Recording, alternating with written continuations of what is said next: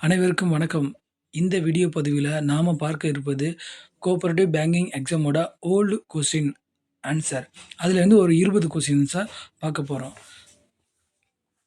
அதற்கு முன்னாடி நீங்க இந்த சேனலுக்கு புதியவரா இருந்தீங்கன்னா, சேனலை சப்ஸ்கிரைப் பண்ணுங்க. கோஆப்பரேட்டிவ் எக்ஸாம் தயாராகிக் கொண்டிருக்கக்கூடிய உங்களது நண்பர்களுக்கு இதை ஷேர் பண்ணுங்க. ஃபர்ஸ்ட் கொஸ்டின், சர்ஃபாசி சட்டம் எந்த ஆண்டு அமல்படுத்தப்பட்டது? 2002. என்பிஏ தொடர்புடையது நான் ரெக்கவரி ஆஃப் அசெட்ஸ் சொல்லக்கூடிய சொத்துக்களை மீட்டெடுக்காதது. 18 மாதங்களுக்கு மேலாக என்பிஏ ஆக இருக்கும் சொத்துக்கள் கீழ்க்கண்டவாறு வகைப்படுத்தப்பட்டுள்ளன. டவுட்ஃபுல் அசெட் சந்தேகத்திற்குரிய சொத்துக்கள். எஸ்எல்ஆரின் விரிவாக்கம். ஸ்டாட்டுட்டரி லிக்விடிட்டி ரேஷியோ சட்டப்பூர்வ பணப்புழக்க விகிதம். பிராந்திய கிராமப்புற வங்கிகள் முதலில் நிறுவப்பட்ட ஆண்டு 1975.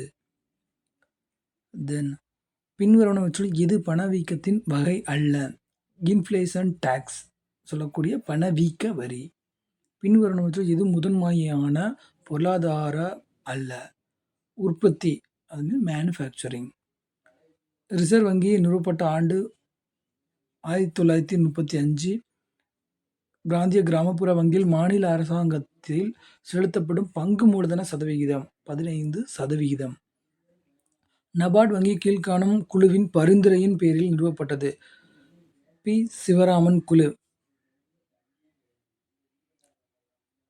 பின்வருவனவற்றுள் எது நபார்டு வங்கியின் செயல்பாடு அல்ல? விவசாயிகளுக்கு நேரடியாக கடன் வழங்குதல். பிரெட்டன் வுட் நிறுவனம் பின்வருவனவற்றுள் எது? IMF மற்றும் உலக வங்கி. முதல் நில மேம்பாட்டு வங்கி டேஸில் தொடங்கப்பட்டது? ஜாங், பஞ்சாப். கிராமீன் உருவாக்கியவர் யார்? முகமது யூனஸ். இந்தியாவில் பணம் செலுத்துதல் மற்றும் செட்டில்மெண்ட் முறையை மேம்படுத்துவதற்காக ரிசர்வ் வங்கி அமைத்த தகவல் தொடர்பு வலையமைப்பு எது? இன்ஃபினிட். ரிசர்வ் வங்கி ஆகஸ்ட் 2000 வங்கி மோசடிகளின் சட்ட அம்சங்கள் குறித்து எந்த குழுவை அமைத்தது? மித்ரா. எந்த பரிவர்த்தனைகளுக்கு ஆரஞ்சு லேபிள் ஏடிஎம் பயன்படுத்தப்படுகிறது? ஷேர் சொல்லக்கூடிய பங்கு. வீடு வரை சென்றடையும் நெடுந்தொலைவிலுள்ள வங்கி முறை என்பது எந்த இடத்திலும் வங்கி, எனிவேர் பேங்கிங்.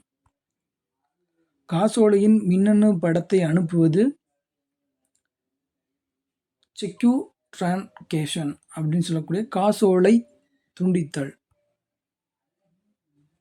இறுதியாக IFSC குறியீடு டேஸ் இலக்கங்களை கொண்டது? 11.